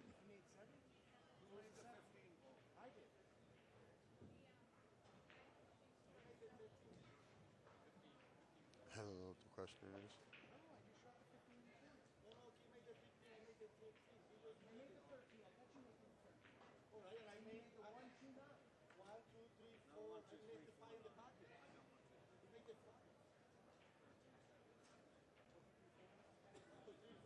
He missed a 5, and then after that, well, it's just a kaleidoscope of images in my brain at this point. Well, if I wasn't doing the commentary here, George, I want to join you and I want to talk to the people. I could be out there with an official scoreboard and doing it like a nice snooker referee, which I really look forward to doing that in the future. Right now we're kind of winging it. I didn't know what to expect here. We only have the app, the laptop scoring. We don't have a digital scoreboard that everybody can see. That's really the next level up for me. It makes the game a lot more enjoyable for the fans. Right now I feel bad for everybody that came down there watching American Rotation, but they can't see the constant score changing, which makes the game a lot more interesting to spectate. Well, and again, they might call that growing pains. Yeah. And bearing in mind that there have been a whole lot of people that have tried formulas with the same game and kept getting the same results with what they thought was the different formula, but it was always the same formula because the game wasn't as worthy. Yeah. We're in the pool world, and I'm very happy that we're getting so much positive feedback about the game. It's the format of creating a tour that's important to us, but a new game is a tough racket to break in, but all the feedback has been positive. No negative feedback from the pool world. And the thing is that this is a game like three cushion billiards is a game. It's gonna have devotees. This isn't going to necessarily be for everybody. Yeah, and that's a good point. We're not trying to change. We're not trying to get rid of 8-ball, 9-ball, 10-ball. We're just trying to add a little something to the pool world or bring back something. Rotation's been around as long as both of us have been playing, and it's a great game. And the thing is that all it's out to do is create a challenging, competitive atmosphere for the better regional, semi-professional, and professional players, and but at the same time gives intermediate or novice players an opportunity to improve at a quicker pace, right? Everybody wants to get better. Everybody, everybody wants to get better, and the thing is that this will bring out any and all weaknesses that you have in your game.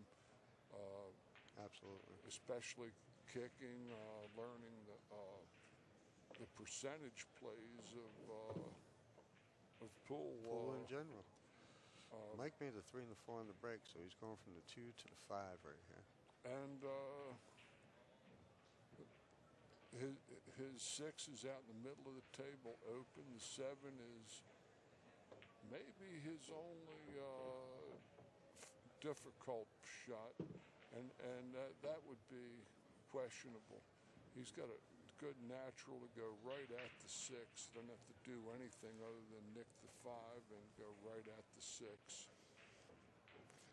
And Efren just came back to sweat the second half of the match. I'm very happy to see him. I hope we do get a challenge match with Efren and whoever Dechaine, wins this match. Yeah. This kid lives to play pool. Yeah. Well, when they all heard that, they all loved the idea. I told the 4 semifinals, I'm like, I'm trying to put it together so Efren can play the winner of this, and they all want to play Efren. Who doesn't? Here's a shot here where he might catch a piece to the 12. Skidded. Ball skidded. Yeah. I saw it skid. Skittles and bits. It took a little skittle. It's weird. He hit it with a pretty good pace too. You know, it's unusual. The ball skid. He hit it with a pretty good pace. He didn't roll the ball. This is a chance for Yerry to turn around that last rack and regain a slight advantage. They get up to head 93-87. That's timeout. He declares. What did I miss? Nothing. He's calling timeout. That's my understanding. Yeah. Jerry's entitled to a break. That ball's in there deep, and yeah, it's skidded, and that's all part of the game. You know, here we're operating with about 40% humidity in a room that's just being pumped with the air conditioning and oxygen rich. That's why they don't want anybody smoking in here. We might all be looking like Nagasaki or something. The score is 87-79, and it's Mike's break. And Yerry has got a very, very excellent scoring opportunity on the 7 that's deep in the pocket. If he can get good position when you're on his 8, he's going to undo the damage that was done the last rack. Exactly. I'm just a little curious what the players were talking about. I don't have a foggiest. Well, that's okay. Let's talk about the format, you know, in case somebody's just watching the video, just jumping in. And we're playing American rotation. This is our 3rd national championship, and we're part of the American Billiard Club. Check out that website, AmericanBilliardClub.com. We're on the mission to provide a self-sustaining semi-pro or pro tour for the industry, for the players, that's just dependent upon the players uniting. We're not going to wait around for a imaginary sponsor or a millionaire. And what happens is the players qualify to our national events. Rather than pay their way, they earn their way. So they play at home, locally, earn their spots nationally, and if they earn that spot, the events are short, sweet, and paid for. So whether you're a family person, you have a good job or business that you can't get away from quite often, you can still participate in our format. And I might add too that we have ultimate flexibility because there are lots of people that have businesses that operate at odd hours, that they have to be there. And they can schedule matches by appointment, really. And yes, extremely flexible. Basically, it boils down to you have to play 7 matches within 2 months, whenever possible, at home. While you're at home, you have to schedule and play 7 matches within a 2-month period to try to qualify. That's not to say that you can't play 3 in 1 week and then 1 every other week thereafter. Absolutely. Some of the pros that know they're going to be out of town, they play 2 or 3 matches in 1 week, and they keep up to speed. We had a straight pool league that did similar, and since this is individually, you don't have any commitment to other people that are dependent on your continual presence on a Tuesday night at 6 p.m. or 7 p.m. or whatever. And Exactly. back to the action. Yerry handled that 7-ball well. He's got a decent chance on the 8 in the corner, and he's got a little angle. I see the cue ball ending up in the center of the table quite often here. If he makes this 8, bring it back again to the center for 9, 10. He's got a little angle. He struck that with authority. There wasn't anything wishy-washy about that. Don't you love it? He's looking at the 10-14 because his angle is a little wrong to go to the to go from the 9 to the 10. He's too flat to pop it to the rail. I got him playing high right ball, 2 cushions, and going to his 10-14 situation. Very important rack. Yerry's trailing 81 to 87 right now, and there's about 12 points out there available for him to take the lead and take the lead back, like you said, undo the damage that was caused in the last rack. He looks like he's in an ideal spot there. The 10 ball is going to head to his left off of that tangent line, and his cue ball bounce off the rail. He should be straight into the 10 in the top corner. Good call, good execution. He's got a little funny angle going away from the 11 now. These are all 2-point paying balls here. This is a 16-point, or not quite 16. The 10 is still 2, but he's 2 points. But he's got a good angle. Oh, he struck it well again. And the thing, that's okay. He's going to have to come back and forth 2 times. He's going to back, forth, and back. And this to tie the match up at 87. Back, forth, and back. Great shot. 87-87 at this moment. He's flat. He's flat on this 12 ball.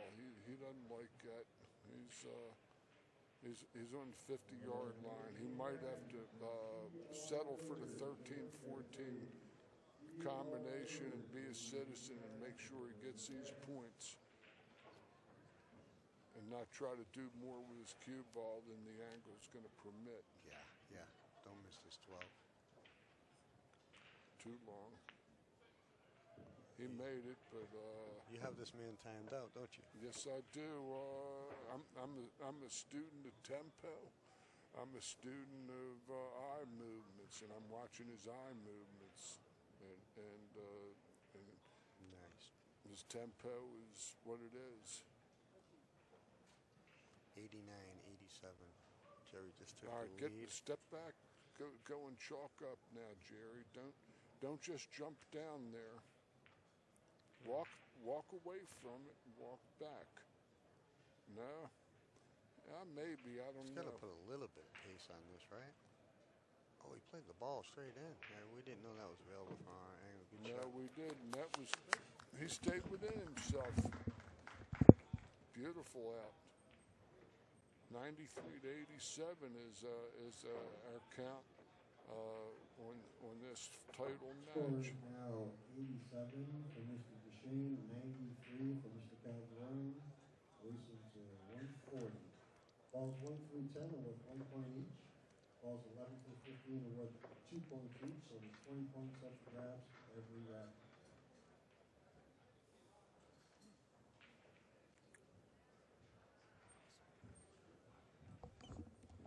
Handled with ultimate aplomb. 93-87. There we go. With that fancy dancy scoreboard we got going on over there. Give a shout out to my man Nathan Rhodes. He built that little laptop application for us to keep score on there as a favor to the American Billiard Club. Nathan Rhodes, huh? Nathan Rhodes, baby. Is he the Colossus of Rhodes? The Colossus. That was one of the 7 wonders of the ancient world. Is he a Rhodes Scholar? He's on his way. Man's pure genius. All right. 93-87, Jerry in the driver's seat. Well, we have a lot of Rhodes scholars around this place this week. People that have been on the road anyway.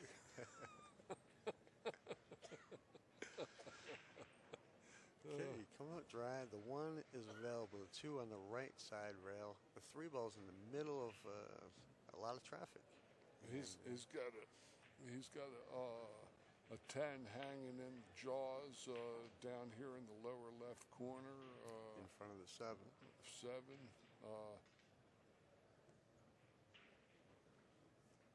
He's looking at whether the 6 is in play. What's this? He ain't gonna play the 1-9, is he? It can't be. I'm not sure. Listen, he hasn't made a bad decision yet. Oh, He might I have know made what some he's doing. mistakes. He's gonna play the 1 off the 8. He hasn't made a bad decision yet. Okay, well, he did what he did. What that bought him, I'm uncertain, but Yeah. I'm not sure what the reason was. he's in the soup now. That was hard to fathom, but I'm sure he had his reasons. Safety calls. All shots that aren't obvious must be called. And Oh, a he caught beautiful, a nice piece of it. a beautiful feathered inside English 1 rail kick safety, beautifully executed. And I don't know how much too, Mr. He left him just enough, George. He's coming down here towards that 6 ball. Oh my God, how thin did Mike hit that ball? Hit it as thin as I used to be. What a great shot. Wow. And Jerry is nodding and smiling, and that's a camaraderie I've seen even between 2 pretty intense individuals. Yeah, they're fighting for a title.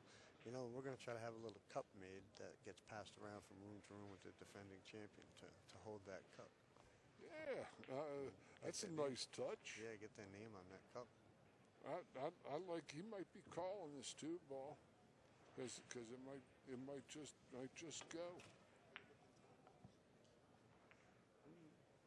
Oh, right.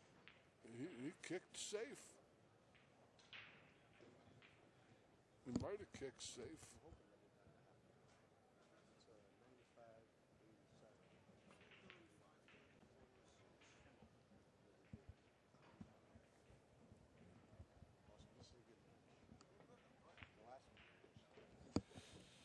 Okay, this rack looks like it's opened up now. Mike Dechaine makes a little semi-masse.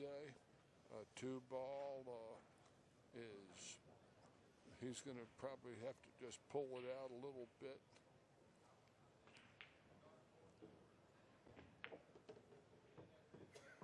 Wow, he's playing a 3 on the side. What a great shot. It was pretty good. Yeah. I think he's straight in on it, and he can just roll up to the 4. And this was Jerry's rack. Jerry's the rack. key is in the past tense that you declared. It was. Well, that's 3 racks in a row where they've broken serve pretty much, right? Well, provided Mike capitalizes here. You see, if you're going to make, it's easy to make a mistake in the beginning of the rack. That's where players that are upper echelon players might make mistakes. In the flat-out rank and file running out, Mike Dechaine doesn't make too many mistakes. He knows this is crucial. Boy, Jerry Griffin. He's really. kind of like a professional golfer that makes about 98% of all his 4-footers. Yeah. And where are we going? We're going from the 8 to the 11, right? This is the 7, the 8, and then the 11 is in the bottom it's like right he's hand. going 2 rails. Yeah. It's going to be on the end rail. But he did buy the desired angle, and this is a shot he can't overstroke. That's the beauty of this shot. He's going to fall straight in on the 11. He couldn't even overstroke that. You see, that was the good part about being on the rail. If there's ever any good thing to that, I agree. if you're a player. 95 to 95. Man, all I can say is I'm going to have to take at least 3 showers. I've been sweating this so hard. 95, 10 points left on the table.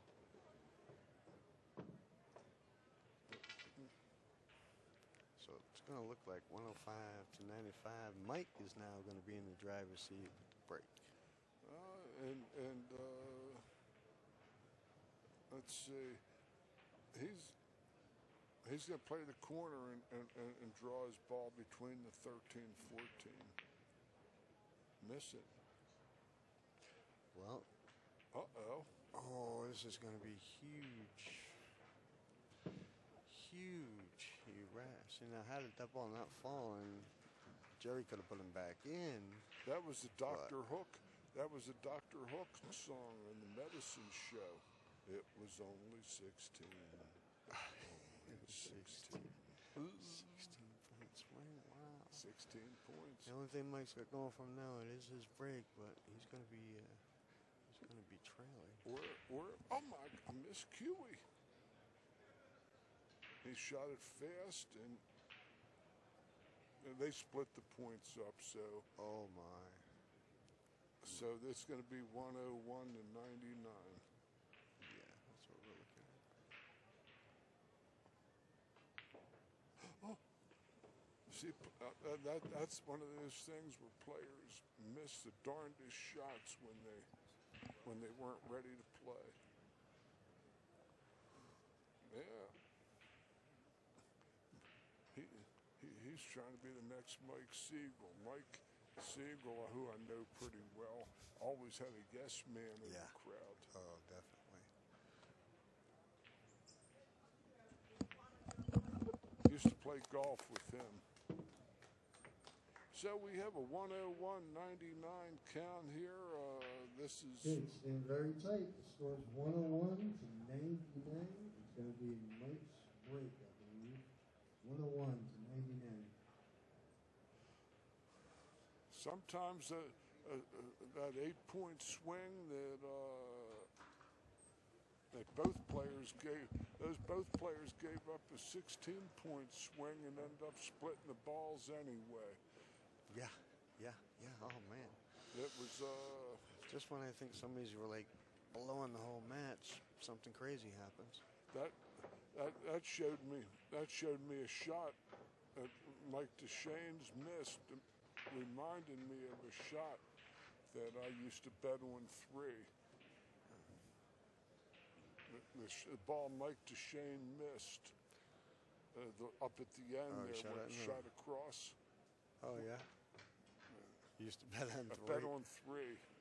It had to be the right table. I couldn't go on a table that was shimmed or tricked because of the way the pockets were cut. But it's my St. Jude, patron saint of the impossible shot.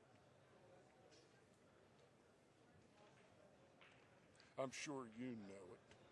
Wait, I got a little distracted. Playing the lip shot, you know, where you shoot down that rail, it lips the pocket and shoots down the short rail. Yeah, that was when I was a youngster. My dad only took me to the pool room one time, and he wasn't much of a player, but he did that with the cue ball. You know, point went over there, and when he told me he was going to do it, and I seen it, I was like, oh my God. You know? I would take a ball and put it one ball outside the point of the pocket that I was going to lip, and 3 shots I would make it. 2 balls down, 10 balls down, and it's an open rack. The 3, the 1 to the 3 is going to be some work. The 1 to the 3 is going to be the work, but you see the beautiful part with this one is he can come off his side rail I don't Yeah, like that'll be rolling good. it in the That'll work. side. I don't like this shot. Not on a diamond table. I like the way this. you called it. You know that. I think it's Right that straight where he ball. put his hand. That straight ball is hindering him a little bit. You're saying go to the side round, go towards the 8 ball. Exactly, because Yeah. he can't really get behind the 8. I think it's the 15 ball that's just hampering him a little bit from putting the cue ball there. You see here, you got to power into half a pocket. You're correct. Right, he pulled it off. Yeah. Now he's gonna 104. play to the 4 in the same pocket probably. A little high right ball and come back natural. He's got the perfect angle for that shot.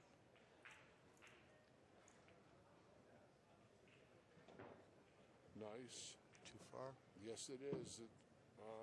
He's going to maybe have to pull it back a little smidge and settle for a thin left-hand ball cut on the 5 to the 6. Yeah, we have the 6 hanging on the side. He's just going to pull it back an inch or 2, maybe. He didn't give much look to the 5 ball. It's going to come across that window perfectly. Yeah, well. Right? Coming across that zone, he did it good. He did it good. He knows what he can do, and percentages. He wanted an easier shot on the 5, and I can't blame him. Don't go too far.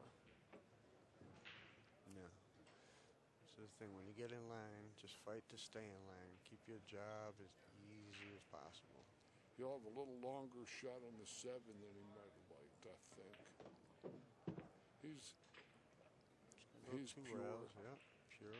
He's gonna come one rail with the high left and skid towards straight end, or draw it over. Well, he's just cueing it low. Yeah, he was a little straighter than we thought. Perfectly avoiding the 9. This is looking routine.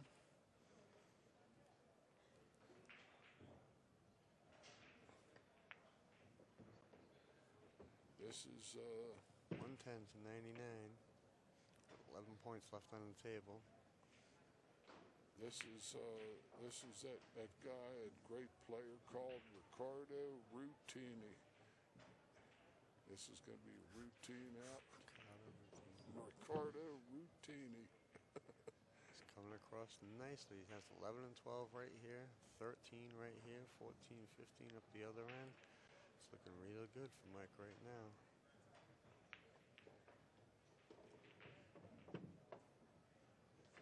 Yeah, you couldn't ask for any more than this. Folks, give us a hand if you can remember. AmericanBilliardClub.com. Recommend it to your friends to check it out. Anybody that loves pool or wants to get better at pool or would like to see our sport have an actual united tour, please send them to AmericanBilliardClub.com. Play a little American rotation with your friends, no matter what level you play at. I'll tell you how excited I am, Joe. I'm a 50-plus year player, and been teaching for over 40 years professionally, and I would extol anybody to give this game a look. This game has old-time value. This is called the pocket game and rotation. 121 to 99 in favor of Mike Dechaine over Yerry Calderone. 121 to 99, racing to 140 points. There's nothing sloppy. There's nothing cheap about this game. You flat out call your balls. You call it just like you're playing straight pool, but at the same time, you're improving the amount of balls you can run in rotation. you're improving your ability to negotiate traffic and to solve riddles that layouts provide that are infinite. And it looks like the 14 Went down. Went down, and we have. I see the 1. The 2 has no pocket. Well, the 2 is probably going to. No easy pocket, I should say. It might be the 2-8 combo. Might be tough.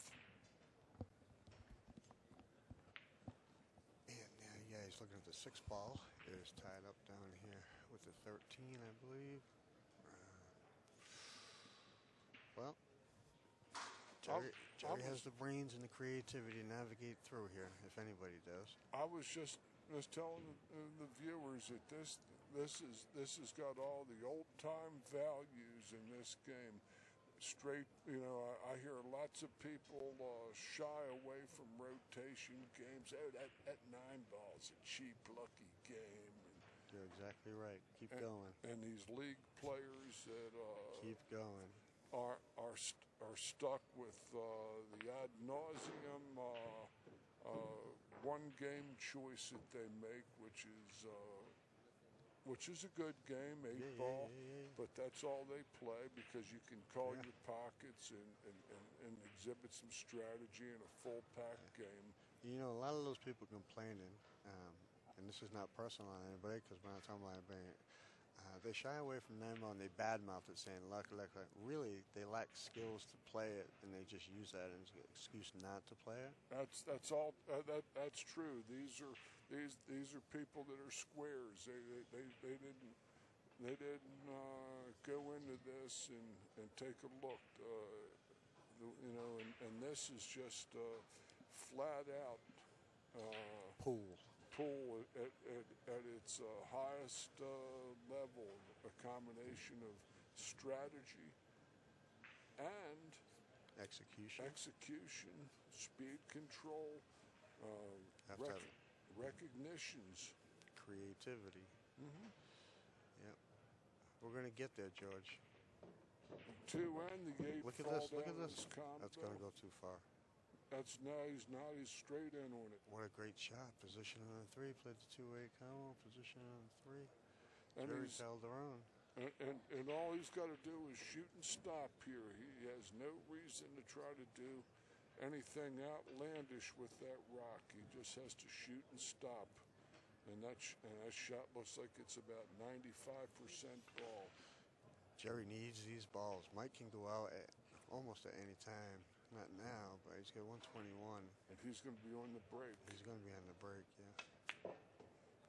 But for he struck gave that well. A real. He's got to get after these. He can't leave any of these balls behind. Okay. Because he needs to get over 120. So in case Mike can't get out, the best he can do here is 119, I think. I think the best he can do is get to 119. 119. He's going to have to sweat Mike's break no matter what. Mm-hmm. That's what missing those 2 balls with a miscue cost him. Oh, yeah, right. Remember that? Yeah. He'll remember it. He's going to watch the video of this one, too. It'll remind me of that old horror movie called I Wake Up Screaming. Saw it in the drive-ins. It was in black and white. What he's looking at here is his options are very limited. He's to go from the 5 to the 6 is a big, big problem. Well, the 6 doesn't pass. The 5 only has that 1 corner pocket. I don't even know what I would do. Now he's looking at playing under the 5 for the 5 on the side as an option.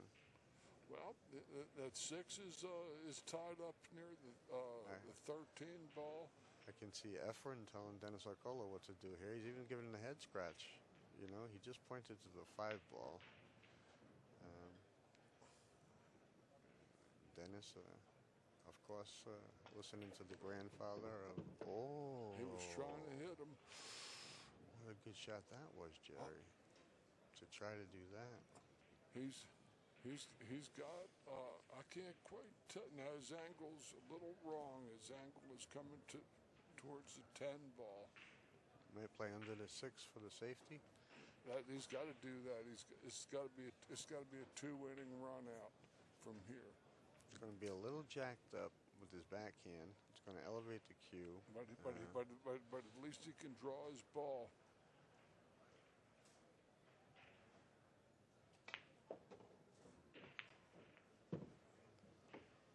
I don't know. Oh, he's going to play the billiard. He's going to play the billiard for sure. Oh, yeah, he's got the billiard. Oh, Effen's starting to scratch over there like he's playing. Oh, the virtuoso. Oh, the ball's going to stay there too, isn't it? Yeah, it can't go far because he's gonna. Now he's gonna have to hit that ball about 80-90% of the 13. 6. The 6 into the 13 is going to hold it, right? Yeah, he's got to make the billiard, otherwise He's going to think first, is this the right shot? He's not thinking about how do I play it. Or he might be trying to do something even more outlandish and draw it behind the 10. Now he's playing safe. He's going to the side rail up table. That's the beauty of this game, folks. This game is, if there's anything that's less lucky, it's this game. More skill, less luck. You can never eliminate all the luck, and I'm not going to try my life to do it, but we have less luck, more skill for sure. How's that for a new slogan? Less luck, more skill. Play a brain game. There you go. He doesn't like a little part of this billiard for some reason. He's going up table with the skinny safe. His trouble is that he's got to catch his real thin, and he's still going to expose the 6-10.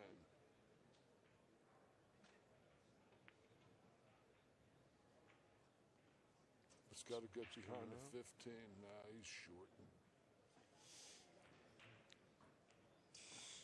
This looks like he's got a lot of that 6 to work with. He's got about all of it, I think.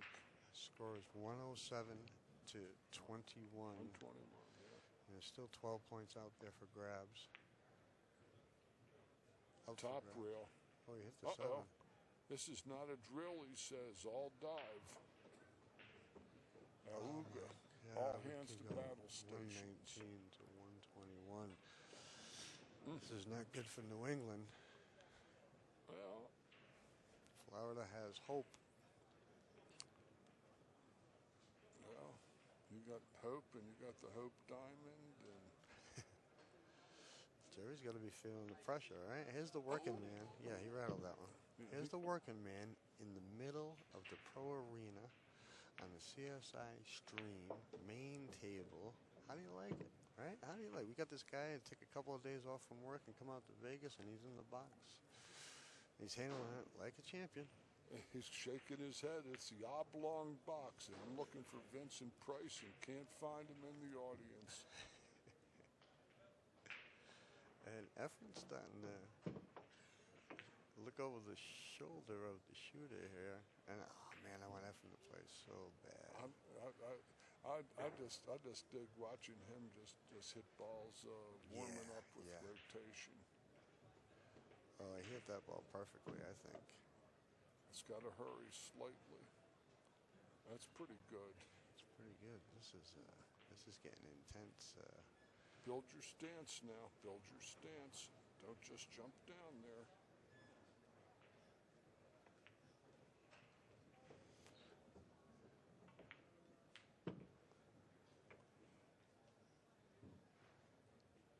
$113 to $121.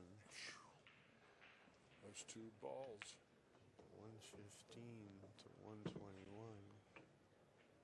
I think he those likes 2 balls. Yeah, you're talking about those 2 balls. You know, if he gets them, then he would guarantee himself a chance to win. Shot. He would have been. He did the squat thing. He did the squat thing again. He'd have been 90%. He might call for you. He might have to call for you to watch this lick. I think he's going to shoot so thin at this one that he won't call me. You know, you'll be shooting away. Yeah, he's shooting away. Watch the side pocket on the other side. If he puts a lot of left-hand ball, he's heading right on a perfect angle at the side pocket. I pinch this with the inside, like that. Ooh. Yeah, 119, 121. Wow. Whoa.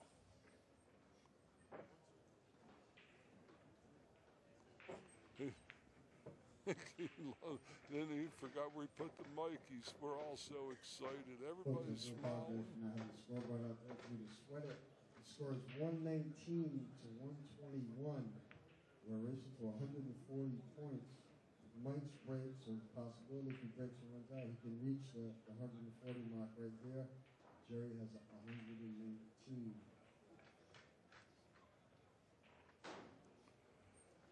Jerry Calderone needs one striped ball in this rack to keep this alive and give him a chance on the break. Well, what Jerry's praying for right here is a scratch on the break and a stripe going in, and just guarantee himself one chance. That's the angle. Any ball that the shooter makes on a scratch goes to his opponent. Mike's been squatting it pretty good though. He squatted it. 6 ball is going to be a problem. Everything else is opening up nice. I'm not sure what did he make on the break. He made the deuce. So he's got the 1 perfect to just the 3. 4 is on the cushion. Is this the 4 is down here close? 4 is on the cushion, right? Yeah, 3, 4, right there. 5, right there. He's going to be shooting the breakout. He'll be shooting the breakout on the 1, and send the 10 over into the 6 and up between the 6 and the 7. Yeah. He's out. 3, 4, 5, 6, 7. Yeah, the table's going to be runnable as soon as he clears the 6-10 problem on the right side. But he doesn't look like he's doing that. I don't know what he's thinking. He's got a little angle there. That's ideal. He just has enough you on can see the 3 ball. That's 123. He can't. He's got a little angle on it more than he might have liked.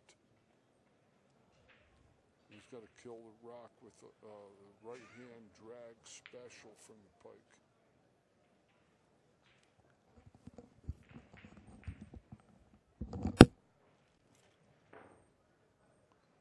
So let's see what he does.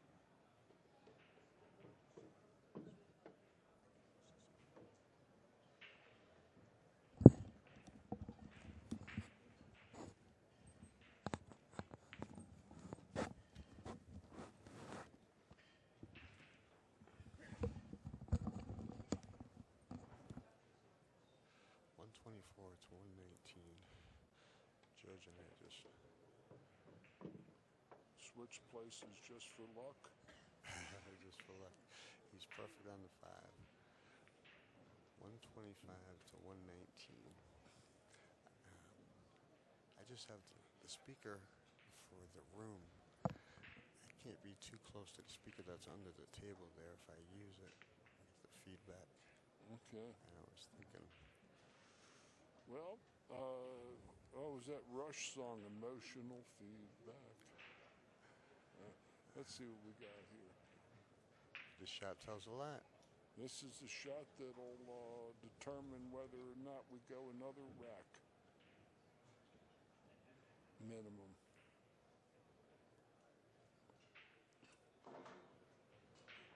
He wanted to be on the other side of the 5, and he didn't like his shot. He's going to spin inside the 6. Oh, wow, nice what a shot. talent. Oof.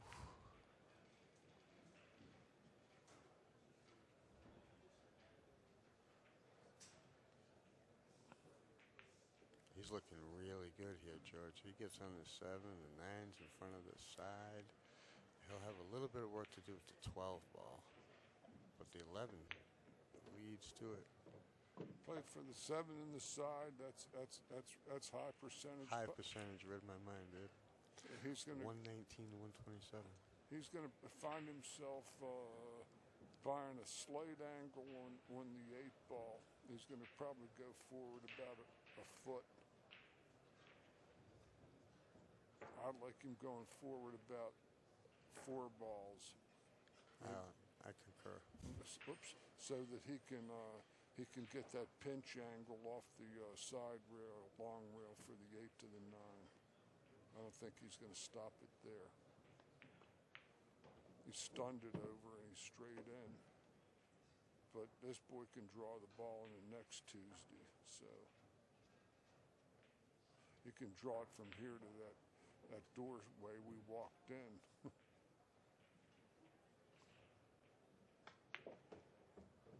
Might have drawn it too far. No? Yeah.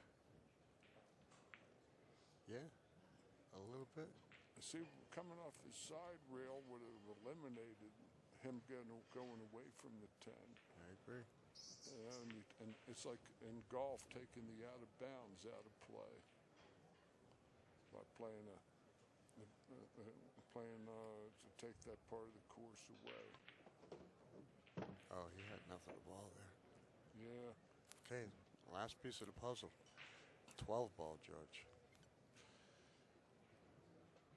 It's Well, blocked by the 14, or could play the combo. I mean, it's a stop shot off the 11. I don't see him doing that, but shot's there. Held his cue ball as much as he possibly could on that shot. I like him going forward and going inside the 14 ball or the 15 ball. I like him going forward with his high left ball. So there you go. He needs all 5 to win this match. He has 131. There's just 10 points left. He needs all 5 balls. He's going for the combo.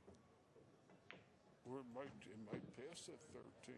That part That's possible. the outside half of the hole might be available to This us. is the match right here. He makes this and gets a shot. He's out.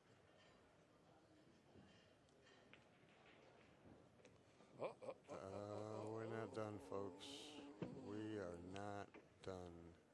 That might be a weakness of his, handling head balls and combinations. That's twice that's cost He him. needs all 6 of these points to close out the match. 2 of them only puts him on the hill and puts Yerry within striking distance. Yeah, he has the look of love on his face. He's not gonna bank this ball. No, he has no reward. That's a 15 ball down there. So Oh, okay, so 15. the Yeah. 14 is near to us. The bile green looking ball. The one that looks like Bile green. bile green. Looks like pea soup. It looks like a Pea gallbladder ball or something. No, it's a pretty color actually. But it's different. I'm a traditionalist. Safety is probably the call. Oh, he's gonna leave him something to work with. That's Something to work with. This is do or die for Yerry with this ball. I see. What do I see? I see all his eggs in one basket, 2 different ways. Coming off his left side of it, bringing the cue ball back towards where it is now, coming across it, trying to put the cue ball 1, 2, 3, 4 rails behind behind me. the 15. But all his eggs in one basket, because the 12 is going to come out if he does that shot. But Mike Dechaine did the correct thing in giving distance. And I think he's going to just try to come behind the ball, and he's sold out. Sold out. He didn't get far enough behind it.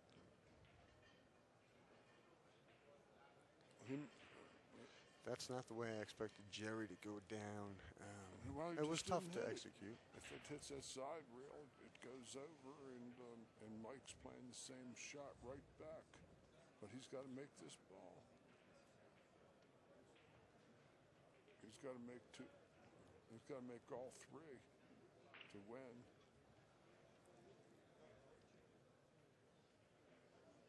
So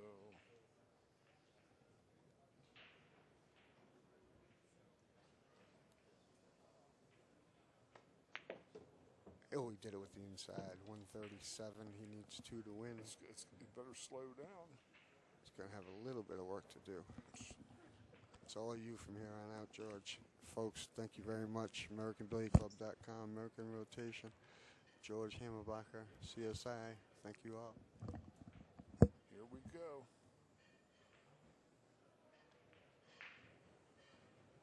The Coupe de Gracie. The Coupe de Gracie. Now, one more ball to get the do-re-mi at the Rio.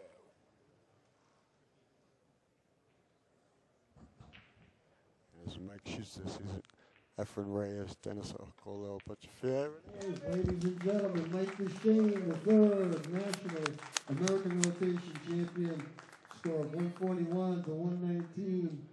Gets over there. The big hand for Yerry Calderone, a defending champion, Miami sharpshooters. Thank you very much, Yerry. Thanks, Mike. Thank you all for sweating. American rotation and the American Billiard Club. Thank you all for sweating this. And we'll be around for the rest of the show. Come on down the booth. That's